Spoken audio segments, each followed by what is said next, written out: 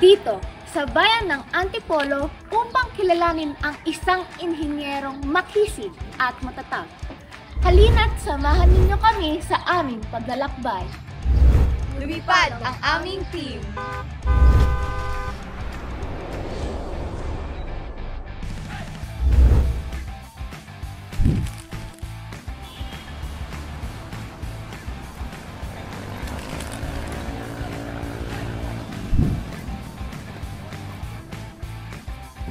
I am Francesca Mape. And I am Jaira Villan. And we are your personal guides for this journey. I am Alexa Sampson. And I am Jurish Kiantino. And we are your cinematographers and editors.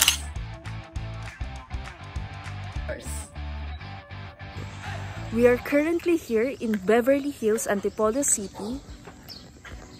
And we'll be meeting our engineer shortly. Good morning. Morning. Morning. Morning. Hey. The person we'll be interviewing today is a registered electrical engineer who passed the board exam last September 2019 and currently works at Ayala Corporation Renewable Energy as a senior internal auditor. Please welcome Engineer Andre Mananghay.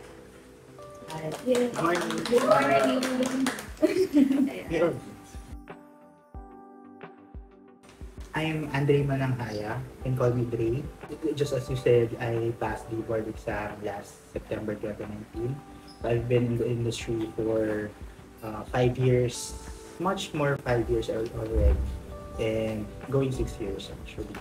I work at ASEN Renewables. That's the energy arm of Ayala Corporation. So what we do in ASEN is that we operate and build renewable energy plants across, not just in the Philippines, but also in the Asia Pacific region, in USA, Australia. So as of now, we are standing at a 7 gigawatts capacity of renewable energies.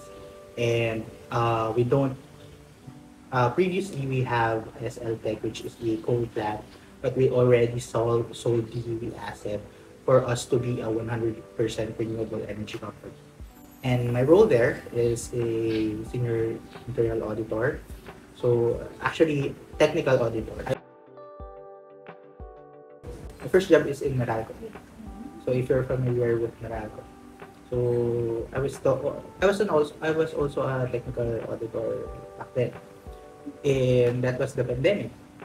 All of our audits or all of our technical inspections are halted. Alam mo yung pinalakad mo yung merong camera yung kausap mo, pinalakad mo siya dun sa buong substation just for you to inspect the substation on his camera just because you cannot go there because of the pandemic. Tapos kung nabalitaan nyo din yung sa bill estimation, yung magkaroon ng hearing about how Meralco handled the meter readings between the lockdown of pandemic, na they estimated the previous bills.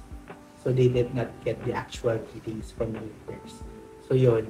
So we did an investigation internally on how to handle that. Ano ba nangyari talaga. So isa din yung pinaka-challenging because people got fired for that. So, as an auditor, syempre, ayaw mo naman na may maapektuhan na, kasi syempre, trabaho pa rin naman yun, nasa isang kumpanya pa rin. I was recently in Vietnam, just last August. Technical aspect of electrical engineering is the same.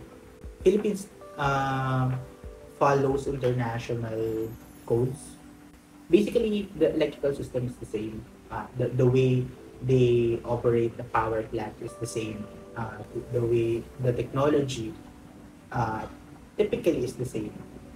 So, not yet compare yun kasi hindi pa naman punta doon sa US. Kasi yung sa US, yun yung yung technology. Iba-iba per industry yung technical experience or yung technical skill na kailangan mo.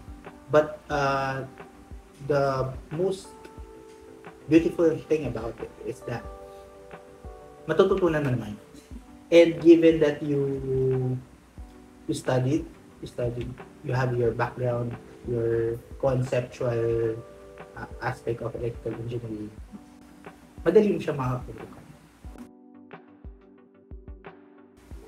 Attend conferences.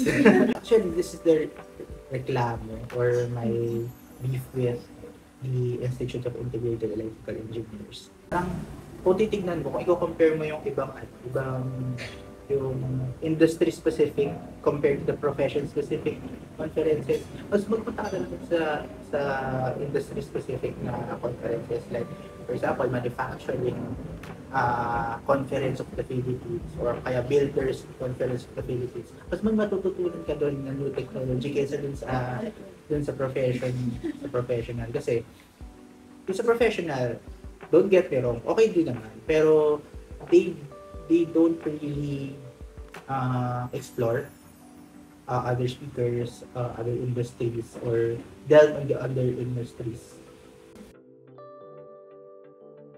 Sinasabi ko din sa ibang estudyante na kung hindi talaga para sa yung electrical engineering, hindi mo itutuloy yan eh. Magbabagsak ka din naman eh.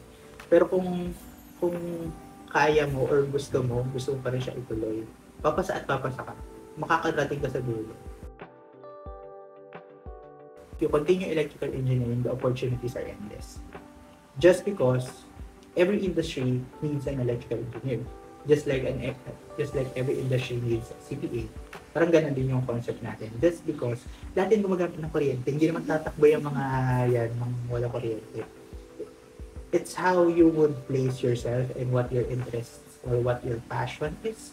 So kung passionate ka on the energy side, syempre, sa energy ka.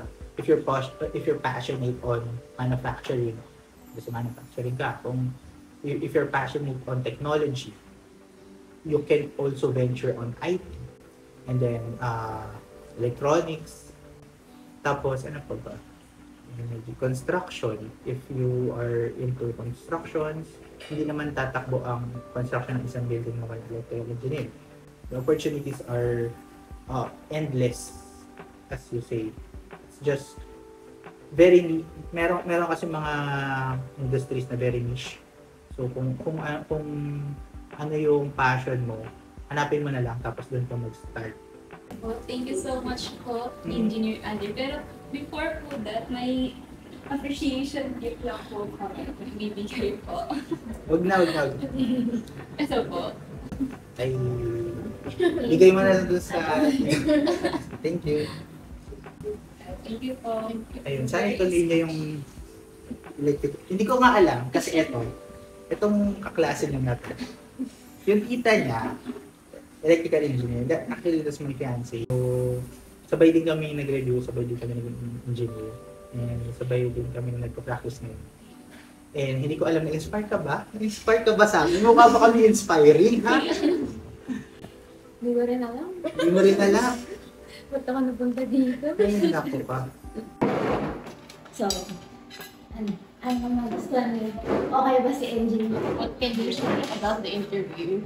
All I can say is very insightful and kahit mahaba yung napag-usapan natin, ano siya, very detailed kasi mag-explain si engineer na maano ka talaga, ma-i-inspire ka talaga. Tsaka ayun, marami tayong matututunan na about sa perspective niya sa amin.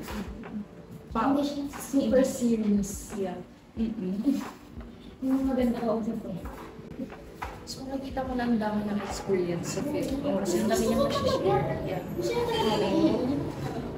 Tsaka magulat din yung fact na student leader siya. And at diba, electrical engineering. Bigat. Funny. Paano yun napagsasabay? Siguro nagamit ko rin yung experience yun sa field niya ngayon, sa profession niya ngayon, as auditor. Tama tayo? Fine. Tama na.